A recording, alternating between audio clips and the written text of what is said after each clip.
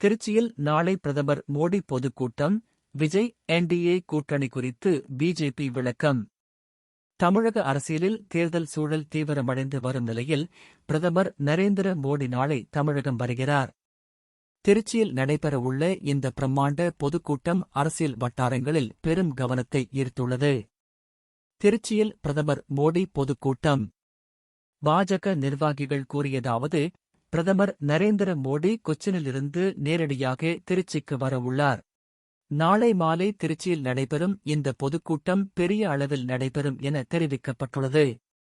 இதற்கு முன்பு மதுராந்தகத்தில் நடைபெற்ற பொதுக்கூட்டம், மதுரையில் நடைபெற்ற கூட்டம் என்ற வகையில் 2 முக்கிய நிகழ்ச்சிகள் நடைபெற்றுள்ள நிலையில் திருச்சியில் நடைபெறும் கூட்டம் 3வது பெரிய பொதுக்கூட்டமாக அமையும் என கூறப்படுகிறது.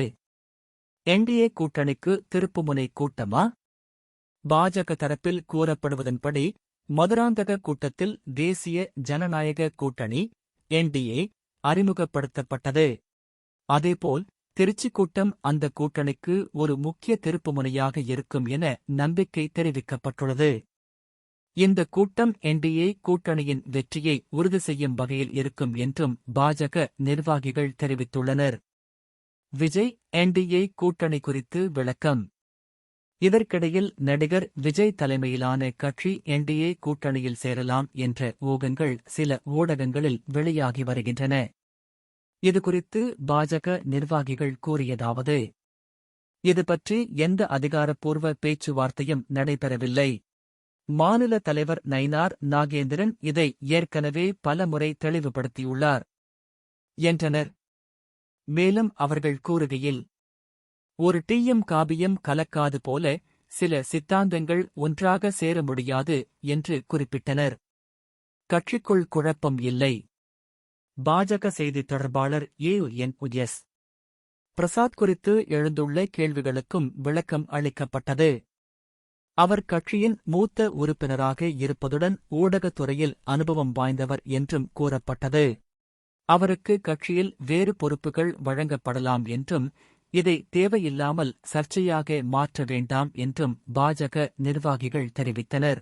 பாராளுமன்ற விவாதம் குறித்து கருத்து. மேலும் வளைகுடா போர், கல்ஃப் போர் தொடர்பாக பாராளுமன்றத்தில் விவாதிக்க வாய்ப்பு அளிக்கப்படவில்லை என்ற குற்றச்சாட்டுக்கும் பதில் அளிக்கப்பட்டது.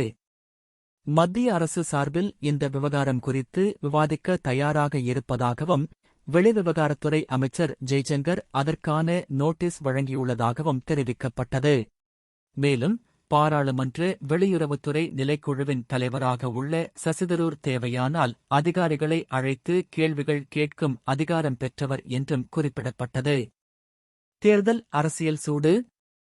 மொத்தத்தில் பிரதமர் மோடியின் திருச்சி பொதுக்கூட்டம் மற்றும் என்டிஏ கூட்டணியைச் சுற்றியுள்ள அரசியல் விவாதங்கள் தமிழக அரசியலில் புதிய திருப்பத்தை ஏற்படுத்துமா என்ற கேள்வி எழுந்துள்ளது. இந்த கூட்டம் தேர்தல் அரசியலில் முக்கிய தாக்கத்தை ஏற்படுத்தும் என அரசியல் வட்டாரங்கள் கவனித்து வருகின்றன.